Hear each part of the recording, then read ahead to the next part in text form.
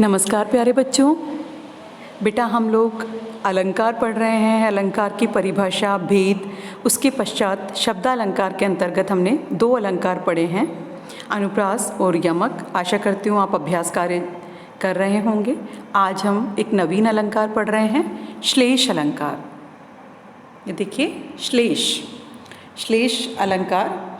श्लेष अलंकार में जब काव्य में कोई शब्द एक ही बार आता है, हमने यमक में देखा कोई शब्द बार बार आता है, प्रत्येक बार अर्थ भिन्न होता है, लेकिन श्लेष में इसका थोड़ा उल्टा है कि जब काव्य में कोई शब्द सिर्फ एक बार आता है और क्या होता है उसमें, परंतु उसके अर्थ कितने होते हैं, एक से अधिक अर्थ होते हैं।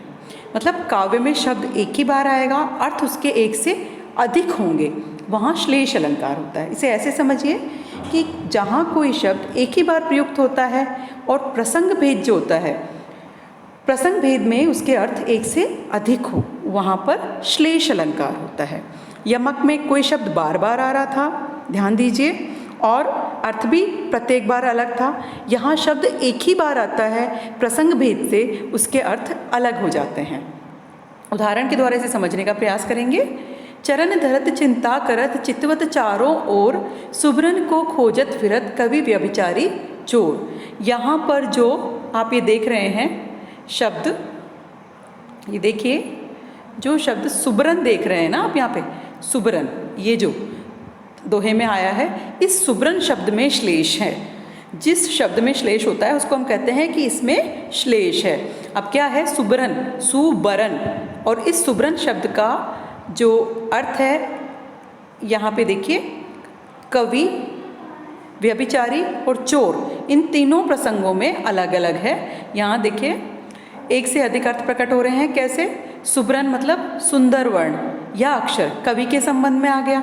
सुंदर वर्ण या रूप या रंग व्यभिचारी के संबंध में आ गया। स्वर्ण या सोना चोर के संबंध में आ गया। तो उपयुक्त पंक्तियों में श्लेष अलंकार है।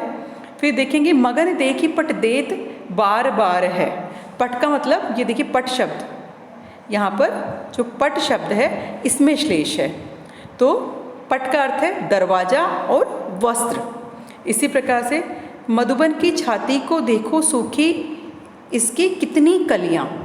तो कलियाँ शब्द जो है ना, इसमें श्लेष है। कैसे, खिलने से पूर्व फूल की जो दशा होती है उसे हम बड, जिसे इंग्लिश में आप कहते हैं, वो कली, और यौवन से पहले की दशा को भी कली कहा जाता है। तो यहाँ भी श्लेष है।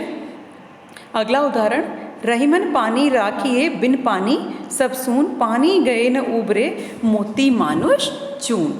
तो यहाँ पानी शब्द में, या कहें कि यहाँ से देखिए पानी शब्द में श्लेष है। यहाँ जो पानी शब्द है इसमें श्लेष है। पानी शब्द यहाँ 3 अर्थों में प्रयुक्त हुआ है। पानी शब्द मोती के प्रसंग में अगर हम जाएंगे तो चमक है, मनुष्य के प्रसंग में पानी का मतलब इज्जत है, और चून के प्रसंग में पानी जो है वो जल के अर्थ में प्रयुक्त हुआ है। इसी प्रकार से उदाहरण, जो रहीम गति दीप की कुल कपूत गति सोए, बारे उजियारो करे बढ़े अंधेरो होए। तो यहाँ जो श्लेष है वो बारे के अर्थ में है। बारे शब्द में श्लेष है। बारे का अर्थ है बचपन में और फिर जलाने पर, और बड़े शब्द में भी बढ़ने पर और बुझने पर। तो 2 शब्दों में यहाँ पर हमें श्लेष मिल रहा है, बारे और बढ़े।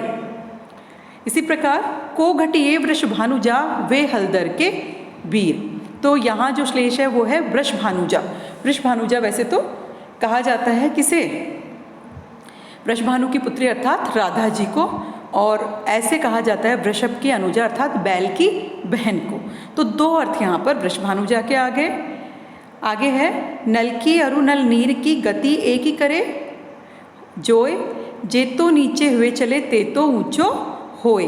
तो यहाँ पर नीचो, जो नीचो शब्द है इसमें श्लेष है। नीचो का मतलब है नीचे की ओर, निम्न स्थिति, नम्र और विनीत। और दूसरा जो श्लेष आ रहा है हमको वो है इसमें, ये देखिए ऊंचों में। तो 2 जगह श्लेष है। नीचे का अर्थ हमने बताया नीचे की ओर, निम्न स्थिति। दूसरा अर्थ नम्र या विनीत, हम्बल होना, मतलब ऊंचों का है ऊपर की ओर, या सम्मानित व्यक्ति। तो इस प्रकार से यहाँ भी श्लेष अलंकार है।